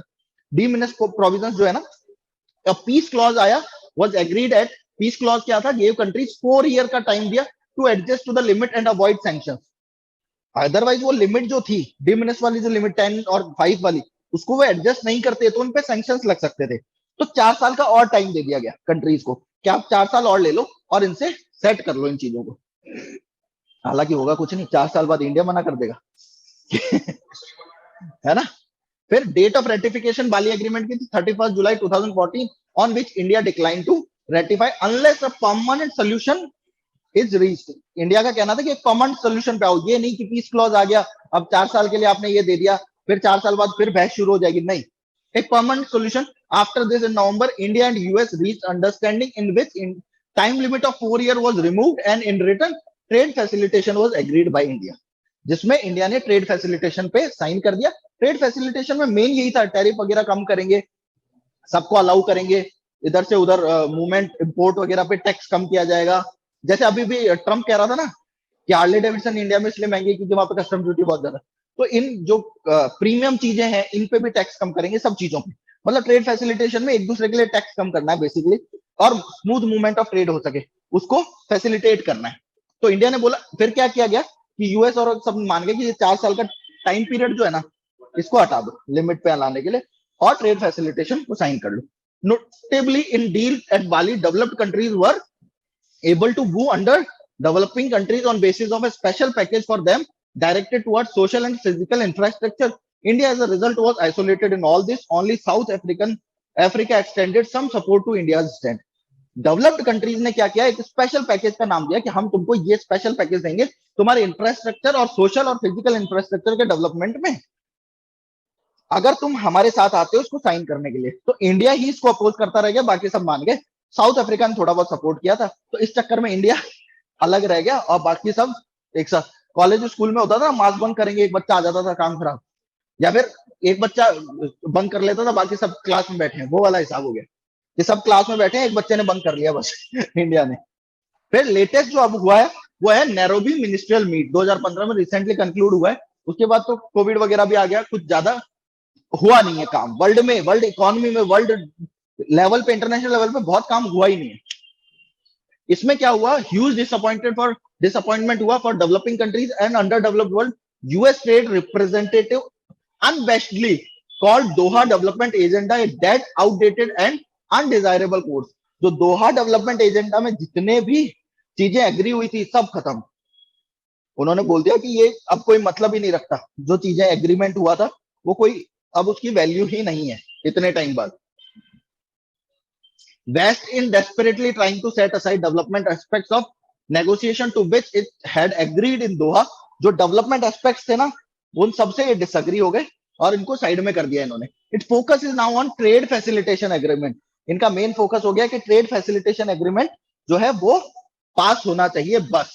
New issue including some Singapore issues such as government procedure वगैरह, e commerce, investment, competition policy, इन पे ज्यादा focus हो गया। और वो जितने भी दोहा राउंड में एग्रीमेंट हुए थे एग्रीकल्चर पे और ट्रिप्स वगैरह के, वो सब साइड हो गए। तो this India and other developing countries took strong objection. Highlights of Nairobi outcome क्या थे? There was a commitment to completely eliminate subsidies for farm exports. Under the decision developed members have committed to remove export subsidies immediately except for a handful of agricultural products and developing countries will also do so by 2018। ये हुआ एक, ठीक है। Ministers also adopted a ministerial decision on public stock holding for food security purpose. ये food security purpose से आप stock holding रख सकते हैं। The decision commit members to engage constructively in finding a permanent solution, कि एक permanent solution पे पहुंचना चाहिए, इसके लिए भी under the Bali ministerial decision of 2003 developing countries are allowed to continue food stockpile। ठीक है, ये मेन था। उसके बाद मिनिस्ट्रियल डिसीजन और special safeguard mechanism. Special safeguard mechanism जो हमने पढ़ा है पहले, developing countries recognise that developing member will have the right to temporary increase tariff वगैरह। ठीक है, there were other decision of particular interest of least developing countries. Other decision of particular interest of least developing countries, one of them is preferential rule of origin। preferential rule of origin क्या होता है कि least develop countries में जो चीजें बनी है ना उनको ज्यादा प्रेफरेंस दी जाएगी। ठीक है, product will get unrestricted access. जो लीस्ट डेवलप कंट्रीज में जो भी प्रोडक्ट बने उनको अनरेस्ट्रिक्टेड एक्सेस दिया जाएगा, जिससे उनको लीस्ट डेवलप कंट्रीज के डेवलपमेंट में फायदा हो सके। There was an affirmation that regional trade agreement RTAs RCEP, जिसका एक एग्जांपल बताया था मैंने, remain complementary to not a substitute. वो सब्स्टिट्यूट नहीं होंगे डब्ल्यूटीओ के, बट बना सकते हो आप, वो कॉम्प्लीमेंट्री है डब्ल्यूटीओ के। ठीक है, लीस्ट डेवलप कंट्रीज, तुमको क्या लगा जॉब एलडीसी वाली? Ministers acknowledge that members have different view on how to address the future of Doha round negotiation, but noted strong commitment to all members to advance negotiation remaining in Doha round, कि उस पर discussion करेंगे।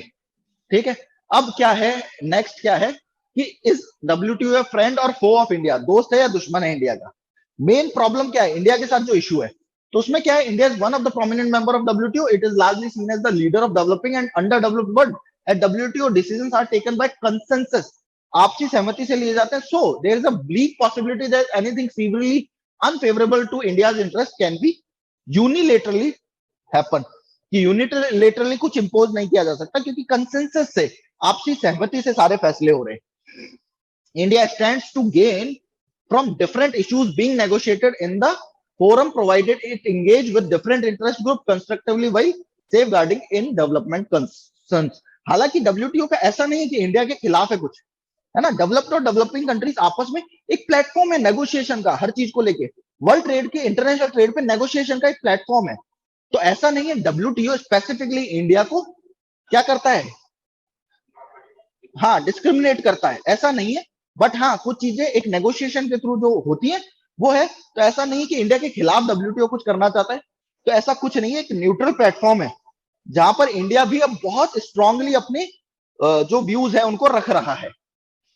ठीक है, trade और जो है वो और इजी हो जाए पुअर कंट्रीज के लिए, डेवलपिंग कंट्रीज के लिए, उस पे वो काम कर रहा है. Special safeguard mechanism, permanent solution, Doha development agenda, public stock piling. Apart from this, dispute resolution mechanism भी है डब्ल्यूटीओ की, इज हाईली एफिशिएंट, कि बहुत अच्छी तरह से काम करती है. जैसे कोई भी प्रॉब्लम होती है, इंडिया भी उसके लिए जा पाता है, ब्राजील भी जैसे जा पाता है. हर कंट्री अब जो भी डिस्प्यूट है उसको लेके इस पे जा सकती है, और ये बहुत अच्छे से काम करती है. तो countries drag their trading partners to this body when action of one country is perceived to be unfair and violative.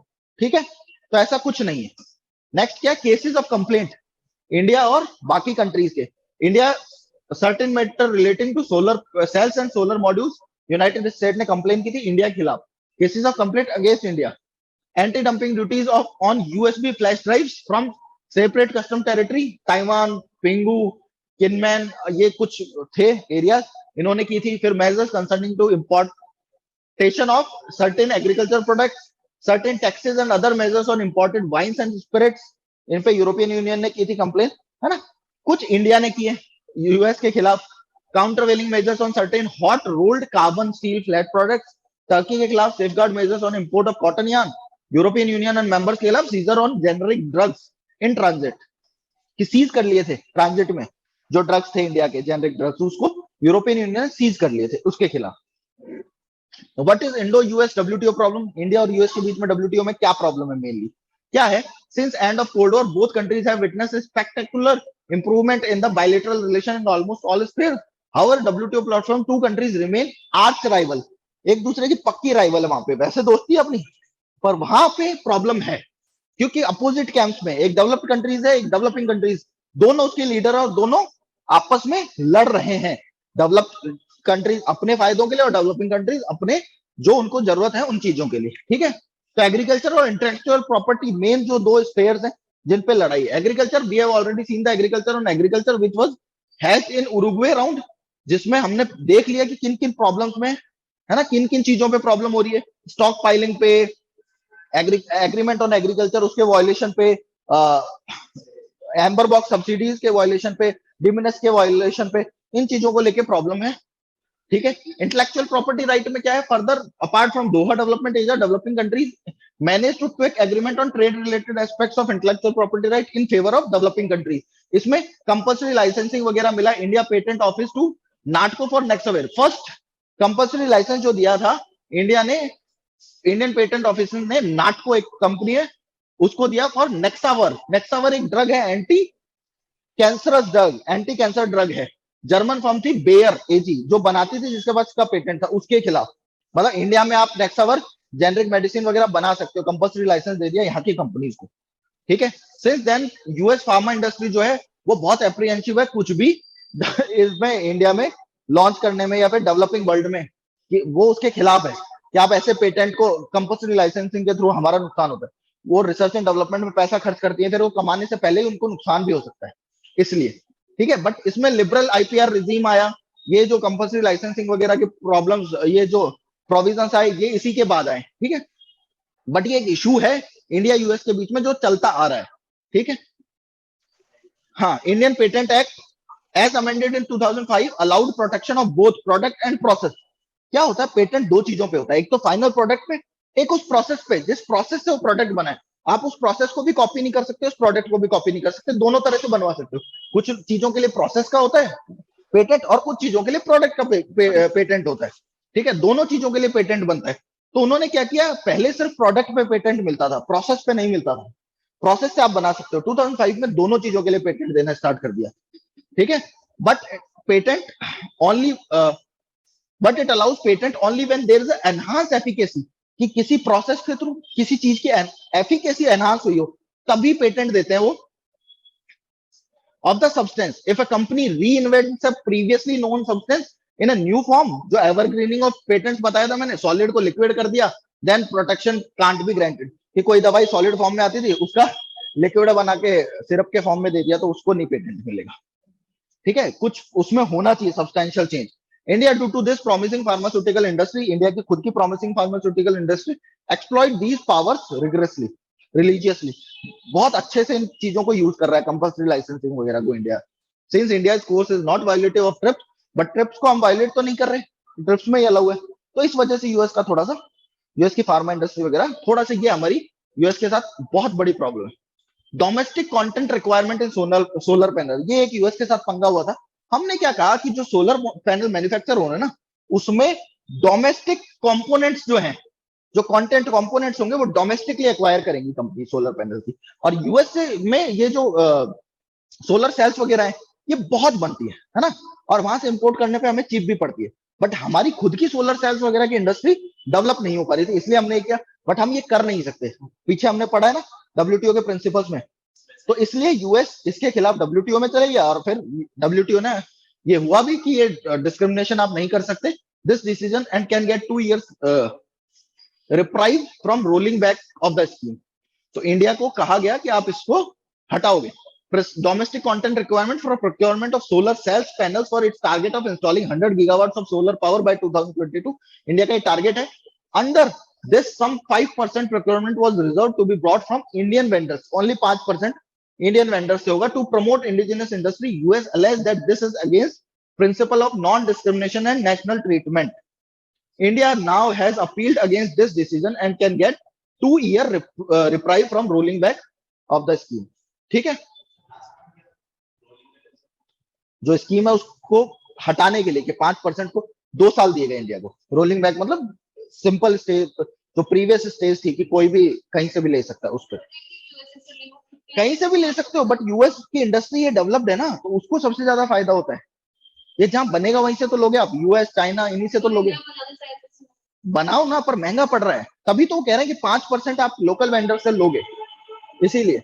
फिर भाई India stayed out of information technology agreement हुआ एक नैरोबी में, उससे इंडिया बाहर रहा। क्या? As many as 53 of WTO members agreed in Nairobi to a 7-year time frame to scrap all tariff on ITs, 200 IT products that account for an annual trade of 1.3 trillion. उस पे कोई tariff नहीं लगाएंगे हम, उस पे agree हो गए हैं countries. Such a pact is touted to drive down prices of item ranging from video camera, semiconductor, इन सब चीजों की प्राइस कम हो जाएगी, आपके फोन वगैरह सबकी कम हो जाएगी, टैक्स नहीं होगा तो ना। Our India had been opposing such an agreement on fear that the deal would benefit only those countries, notably US, China, Japan, and Korea, that have a robust manufacture base in these projects. IT industry इन्हीं की develop, IT का electronic इन्हीं का market developed है, तो इन्हीं को सबसे ज्यादा फायदा होगा। और इंडिया क्या है? कंज्यूमर है सबसे बड़ा। अगर टैरिफ हटा देगा इंडिया, तो इंडिया को क्या फायदा होगा? इंडिया के लोगों को माल सस्ता मिल सकता है, पर कंट्री को फायदा नहीं होगा ना, इसलिए। हाँ, तो this information technology agreement is being called ITA second, है ना। Original ITA was sign in 1996, 7 years का फ्रेमवर्क है ITA का। ITA aims to expanding list of item covered and total elimination of custom tariff in 7 years. ठीक है, India इससे बाहर है। How India stand differ when it comes to services. अब हमारा सर्विस सेक्टर जो है वो डेवलप्ड सर्विस सेक्टर है, ठीक है, हम काफी आगे हैं। जब सर्विस सेक्टर की बात आती है तो इंडिया का पॉइंट ऑफ व्यू क्या है? Service present a different picture from agriculture and industrial tariff. वहां पे तो टैरिफ में प्रॉब्लम है, बट सर्विसेज में as a emerging global power in IT and business services, the country in fact a demander in WTO talks. यहाँ वहां पे तो अपोजर है, यहाँ डिमांड करता है India. WTO on services at it seeks more liberal commitment. यहाँ इसको और लिबरल चाहिए, यहाँ टैरिफ वैरिफ हटा दो, सब कर दो, क्योंकि यहाँ हम प्रोवाइडर हैं, यहाँ हम कंज्यूमर्स नहीं है। सर्विस इंडस्ट्री में हम प्रोवाइडर्स हैं, तो जितना ज्यादा हमको मार्केट मिलेगा उतना बेनिफिट होगा हमें, ठीक है। तो वहां पे हमको लिबरल चाहिए, कि लिबरल कमिटमेंट्स होने चाहिए ट्रेडिंग पार्टनर के for cross border supply of services, including the movement of natural person, human being, जैसे ये लोग जाते हैं। तो इसीलिए यूएस के खिलाफ जब H1B एंड L1 वीजाज पे जब इन्होंने इनका प्राइस बढ़ाया था, इनका जो फीस है वो बढ़ाई थी, तो इंडिया ने उसके खिलाफ WTO में कंप्लेन भी की कि ये नहीं बढ़ना चाहिए। In sharp contrast, the interest of EU and US is more in mode 3 of supply. Mode 3 of supply क्या था? कंपनीज स्टैब्लिश हो दूसरे कंट्री में जाके। और इंडिया में क्या है कि नेचुरल पर्सन जाए, मोड 4 है ना, मोड 4 में इंडिया को ज्यादा फायदा है। तो इसलिए ये इंडिया का कहना है कि इसलिए इनका ल्यूकवार्म वो होता है, डेवलप्ड कंट्रीज का इसमें इंटरेस्ट नहीं है ज्यादा, इंडिया का इसमें ज्यादा इंटरेस्ट है, ठीक है। हायर एजुकेशन के लिए एक बहुत टॉपिक चल रहा है कि हायर एजुकेशन के लिए इंटरनेशनल प्लेयर्स को एक्सेस देना चाहिए कि नहीं देना चाहिए, ठीक है। As we have read in general agreement on trade and services mode 3 classification cover services provided by foreign commercial establishment through physical presence in relevant country. ठीक है, accordingly western countries are pushing hard to get unrestricted access to Indian education sector under this mode, and again India is defensive. क्यों? देखो, Indian agriculture sector बहुत बड़ा market है, बहुत youth है हमारा जो एजुकेशन लेना चाह रहा है, और आने वाले टाइम में हम क्या सबसे ज्यादा यूथ वाली कंट्री होने वाली, यूथ पॉपुलेशन हमारी सबसे ज्यादा रहने वाली है, तो पूरे इंटरनेशनल प्लेयर्स इस मार्केट में घुसना चाह रहे हैं, बट इंडिया इसके लिए रेडी नहीं है। इंडिया क्या कह रहा है? हाँ, इंडिया इसके अनरिस्ट्रिक्टेड एक्सेस नहीं देना चाहता। India has already made some offers on this front to WTO in the run up to Nairobi meet. कुछ ऑफर्स दिए, topics are still under negotiation है। Coverage of higher education in GATS will encourage treatment of education as a tradable commodity. ये commodity की तरह काम करेगा, इस पूरा का पूरा एक इंडस्ट्री बन जाएगी। इंडिया को क्या है, इंडिया एक वेलफेयर स्टेट है। हायर एजुकेशन भी इंडिया को आने वाले टाइम में डीपीएसपी के हिसाब से हम देखें तो हायर एजुकेशन को भी इंडिया को फ्री ऑफ कॉस्ट देने की तरफ जाना चाहिए, जो अभी हम नहीं दे पा रहे। ठीक है, तो अब वो ट्रेडेबल कमोडिटी बन जाएगी तो मार्केट में और उनके रेट्स बढ़ सकते हैं।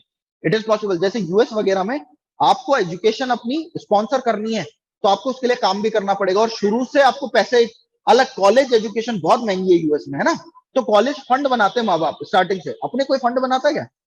जाके पढ़ाते हैं कॉलेज में, है ना, अलग से फंड बनता है बचपन से, कॉलेज फंड के नाम से, उसमें पैसे डाले जाते हैं कि कॉलेज जाना है, क्योंकि बहुत महंगे कॉलेज है। तो वो सिचुएशन भी हो सकती है।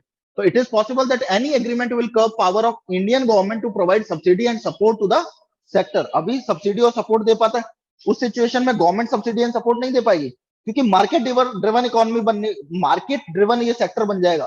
कंपनीज क्यों आएंगी? उनको प्रॉफिट होगा तभी तो आएंगी। हायर एजुकेशन इंस्टीट्यूशन जो वर्ल्ड के यहाँ आना चाहते हैं, उनको पैसा दिखेगा तो ही तो आएंगे, फायदा होगा। अगर उनको कोई फायदा नहीं होगा तो वो यहाँ के, ऐसा तो है नहीं कि वो एनजीओ के थ्रू आ रहे हैं और कुछ फायदा करना चाहते हैं लोगों का, ऐसा नहीं है। सोशल सर्विस करने नहीं आ रहे। Further foreign university will consume scarce education and human resources available in India, living less competitive domestic and public institution starved of good teachers. क्योंकि सारे के सारे अच्छे टीचर्स भी उन्हीं यूनिवर्सिटीज में जाके पढ़ाना चाहेंगे, अच्छा पैसा मिलेगा। ठीक है, it is also feared that this will speed up the process brain drain. India का ब्रेन ड्रेन क्या मतलब, यहाँ से जो अच्छी स्टूडेंट्स जो होंगे, जो टैलेंटेड यूथ होगा, वो बाहर की कंट्रीज में जाके वहां काम करेगा, और इंडिया को बेनिफिट नहीं मिलेगा यहाँ के जो टैलेंटेड यूथ है उनसे। तो ब्रेन ड्रेन हो सकता है। ठीक है, तो on other hand India is in desperate need. दूसरी तरफ क्या, to create more and better quality educational institutions. मैंने पहले भी बताया था, gross enrolment in higher education is just 12%। Higher education में ग्रॉस एनरोलमेंट ओनली 12% है, while government aims to increase it to 30%। तो हमको ये बेनिफिट भी कर सकता है और बैकफायर भी कर सकता है। तो हमको एक प्रॉपर इसमें नेगोशिएशन की जरूरत है, जिससे हम अपने पब्लिक सेक्टर के, पब्लिक जो यूनिवर्सिटीज वगैरह हैं, गवर्नमेंट यूनिवर्सिटी या फिर जो वेलफेयर यूनिवर्सिटी के हिसाब से जो यूनिवर्सिटीज काम करती हैं, है ना, एनजीओ वगैरह के जो कॉलेज हैं, ट्रस्ट वगैरह के कॉलेज जो है, उनको कोई नुकसान ना हो इनसे। ठीक है, यहां तक है। डब्ल्यूटीओ और इंडिया की प्रॉब्लम्स तुमको समझ आ गई। डब्ल्यूटीओ में इंडिया का क्या स्टैंड है चीजों को लेके, यूएस इंडिया में क्या प्रॉब्लम है वो तुमको समझ आ गया। कितनी मिनिस्ट्रियल मीट हुई है, डब्ल्यूटीओ के कंपोनेंट्स क्या है, प्रिंसिपल्स क्या है, क्या क्या चीजें हमको याद रखनी है, जैसे सब्सिडीज वाला पार्ट याद रखना है, एग्रीमेंट्स जो हुए हैं वो याद रखना है, ट्रिप्स ट्रिम्स वगैरह। तो ये डिटेल्ड में हमने एनालाइज कर दिया डब्ल्यूटीओ। अगर तुमने इसको याद कर लिया ना तो तुम्हारा काम और कहीं नहीं अटकेगा। हाँ, डिटेल्ड वीडियो है ये। आई होप गाइस आपको वीडियो पसंद आया होगा। ये डब्ल्यूटीओ का डिटेल एनालिसिस था। इसके बाहर डब्ल्यूटीओ में से कुछ भी नहीं आने वाला है। तो अगर आप ये वीडियो पूरा कंप्लीट कर लेते हैं तो आपका डब्ल्यूटीओ का टॉपिक पूरी तरह से कवर हो जाता है। If you like the video please hit the like button, share with your friends and family, और हमारे यूट्यूब चैनल को सब्सक्राइब करें। और जैसा कि मैंने आपको वीडियो के स्टार्टिंग में बताया था that we are coming with a big surprise on 4th of April। तो उसके लिए आपको क्या करना है, आपको प्ले स्टोर पर जाना है और द Thought-3 के नाम से जो ऐप है उसे डाउनलोड करना है। उसका लिंक आपको डिस्क्रिप्शन बॉक्स में भी मिल जाएगा। और आप सब यूपीएससी एस्पिरेंट्स के लिए बहुत बड़ा सरप्राइज आने वाला है। Thank you guys.